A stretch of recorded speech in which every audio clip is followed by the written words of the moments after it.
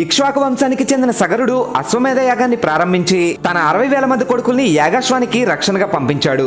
అశ్వమేధ యాగం పూర్తయితే తన పదవికి ముప్పొస్తుందని భావించిన ఇంద్రుడు యాగాశ్వాన్ని బంధించి పాతాళంలో ఉన్న కపిల మహర్షి ఆశ్రమంలో దాచిపెట్టాడు. యాగాశ్వాన్ని వెతుక్కుంటూ పాతాళానికి వెళ్లిన సగరుడి కొడుకులు కపిల మహర్షిపై దాడి చేసి ఆయన తపస్సుకి భంగం కలిగించారు.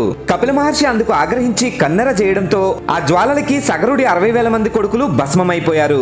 యాగాశ్వాన్ని వెతుక్కుంటూ వెళ్లిన వారు ఎంతకీ తిరిగి రాకపోవడంతో సగరుడి మునిమనవడైన భగీరథుడు వారిని వెతుక్కుంటూ పాతాళానికి వెళ్లాడు. అక్కడ బూడిద కుప్పలుగా పడి ఉన్న తన తాతలకి పాతాళం నుండి విముక్తి కలిగించాలని భగీరథుడు బ్రహ్మ కోసం కఠోర తపస్సు చేశాడు. స్వర్గంలో ఉన్న గంగని పాతాళానికి తెచ్చి తర్పణ చేస్తే వారికి విముక్తి కలుగుతుందని బ్రహ్మ చెప్పడంతో భగీరథుడు గంగ కోసం తపస్సు చేశాడు. గంగాదేవి ప్రత్యక్షమై నేను భూమిపైకి వస్తే నన్ను భరించేవారెవరని ప్రశ్నించడంతో భగీరథుడు శివుడి కోసం తపస్సు చేశాడు.